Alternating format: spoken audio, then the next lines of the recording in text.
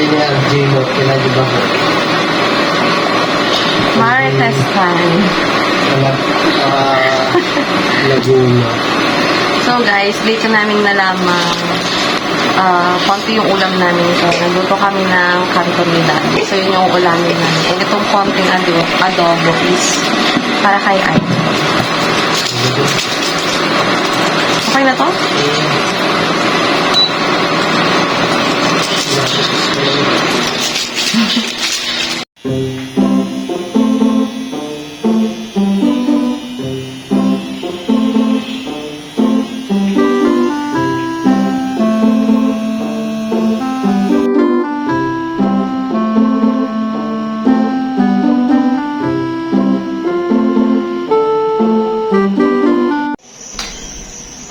Hi guys! So, kanina sa clip na pinakita ko is nagpa-hair color ako and hindi masyadong halata yung kulay niya pero okay lang. At least naging soft kaunti yung aura ko and big, color my white.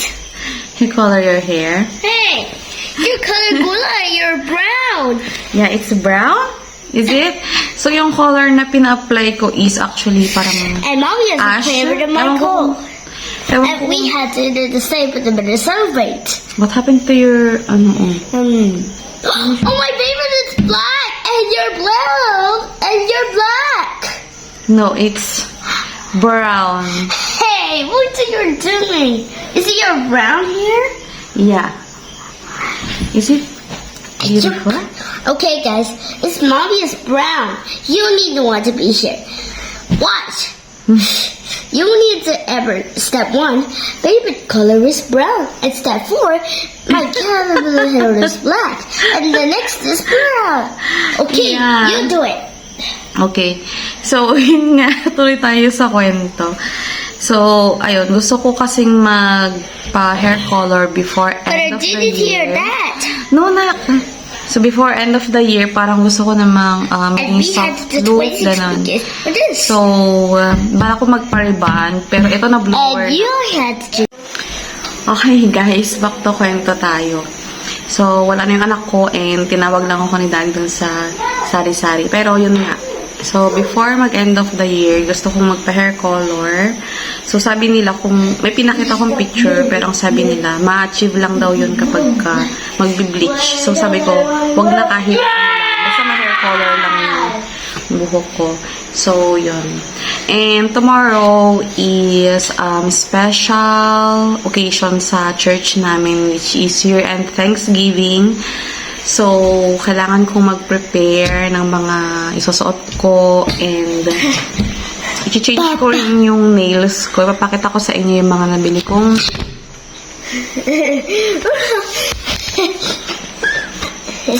papakita ko yung nabili kong nail polish and i-change ko siya into red. We have Tapos, such a big set. yung dress ko tomorrow is red siya. So, yun. And, guys, sa next... And I got this simple. Okay. You need to get the last challenge. Well, it's 11. Okay.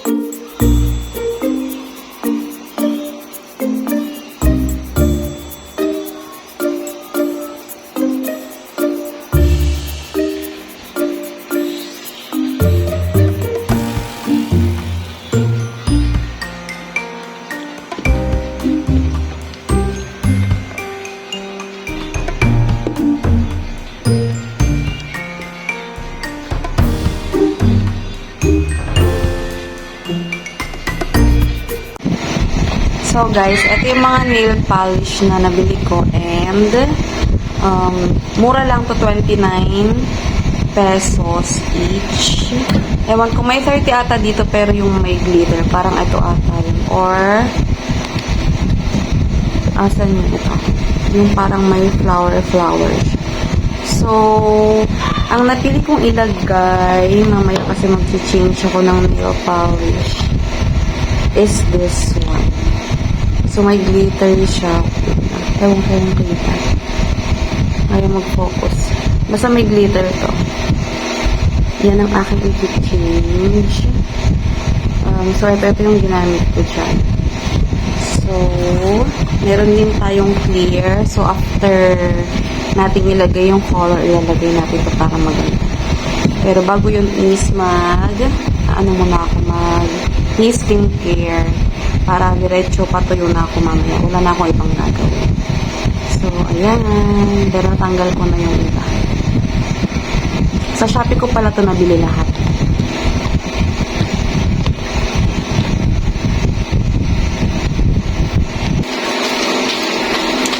Wait lang guys, may i-unbox pa pala tayo. So, dumating na yung perfume na in-order ko. 100 pesos lang ito.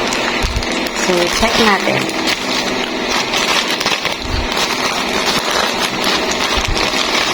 $100 lang ito guys.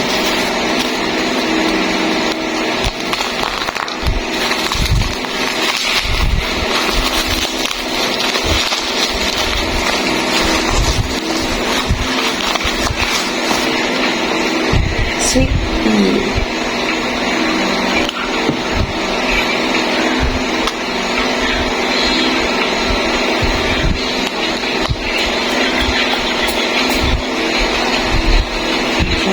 Matamis masyado.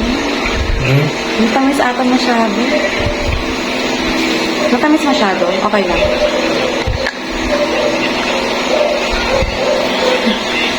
Sweet tea pala kaya matamis.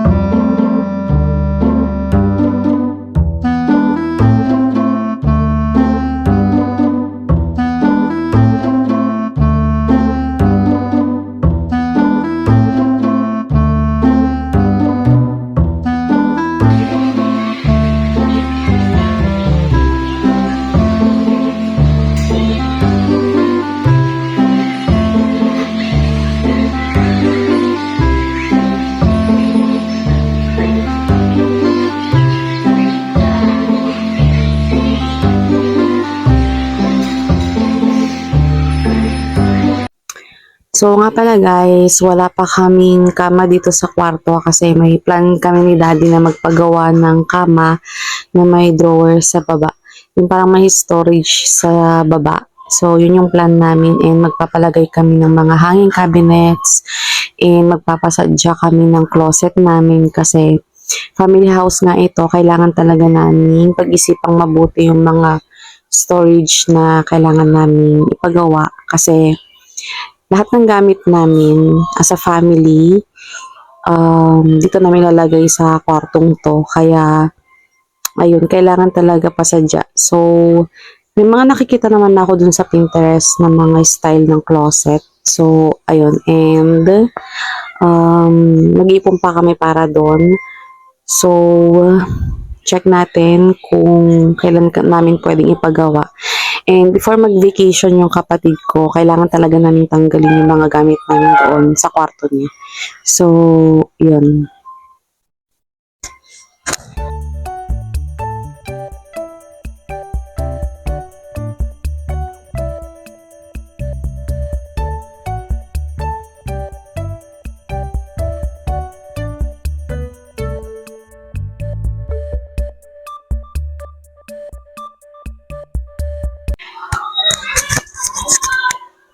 So guys, dito ko na pala nilagay yung maliit na drawer kasi yung mga pang everyday na clothes ko is ilalagay ko dyan tsaka dun sa baba. Magulo pa dyan guys, aayusin ko pa. And dito ko ilalagay yung mga skincare para madalian lang yung skincare natin ng daily. And ayan guys, magulo dyan. So, huwag niyo muna akong i-judge kasi alam niyo na sobrang busy and isang beses lang talaga ako mag-off and si daddy hindi rin niya maharap linisan tong part na to kasi ako daw bahala dyan. Kasi mga abubot ko guys yung iba dyan. So, ayan guys. So, kita nyo dito pa rin kami sa flooring natutulog sa may baba. So, ayan.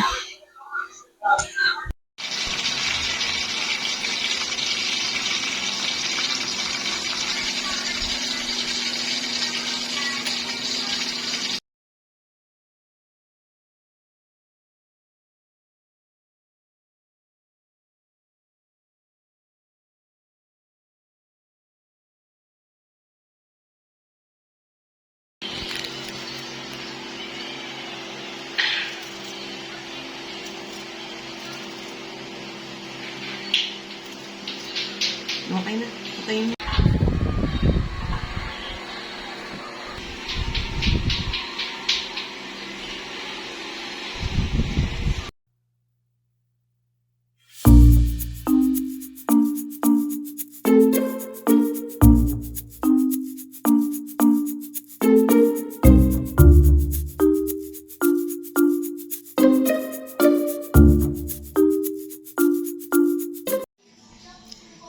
Hi guys! So, naninibago pa ako pag humaharap ako sa camera kasi may color yung hair ko.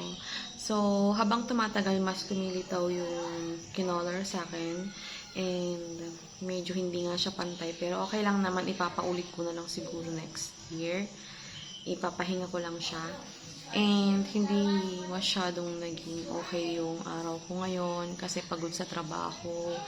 And inaantok na rin ako and parang gusto ko na rin matulog. So, kahit pa paano, gusto ko pa rin mag-vlog ngayon. So, eto lang, kwento-kwento lang tayo. So, medyo na-bad trip lang ako today kasi hindi ko sana i-share pero alam ko maraming makaka-relate. May mga times talaga na may mga toxic tayo mga katrabaho.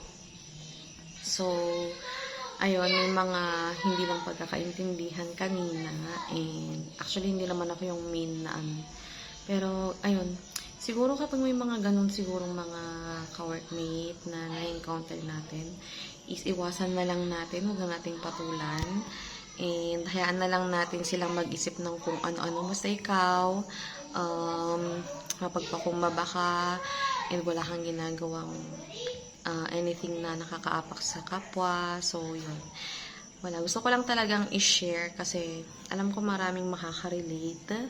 So, isipin na lang natin na yung mga ka-workmate natin yun is hindi naman sila yung nagpapasahod sa atin, di ba? So, yung company naman. So, kung ano yung attitude nila na na-encounter natin is hayaan mo na siguro silang kumbaga, huwag na nating patulan kasi hindi naman ikaw yung parang, hindi ka makikinabang. Kumbaga, waste of time lang yung ganun. So, ganun yung ginawa ko. Kahit may mga naririnig kang hindi maganda, work lang, work, ganun. So, ayun, sana, nagko-pray ko din na magbago yung ugali ng katrabaho kong yun. So, sorry kasi nag-share ako ng, sabi ko hindi ako mag-share ng any negative dito sa vlog ko. Gusto ko masaya lang, pero wala eh. Siguro dito ko na lang ilalabas yung sama ng loob ko, pero hindi naman super sama ng loob, pero sana makapagbigay ako ng thoughts ko sa inyo kung nakaka-experience din kayo sa mga office ninyo na ganito. So, wag na lang natin pansinin, basta gawin lang natin yung trabaho natin and dedma lang tayo sa kanila. Basta importante, yung puso mo is mabuti. So, huwag mo silang gagayahin. Ganun lang. So, ayun guys, yung ma-share ko.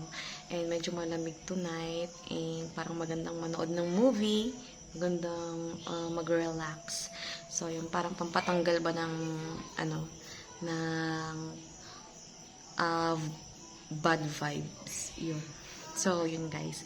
So, thank you pala sa mga nanood ng aking vlog and nakarating dito sa dulo. Thank you so much guys. And don't forget to subscribe. And marami pa akong mga i-share sa inyong mga moments and chika-chika, ganun. So, yun.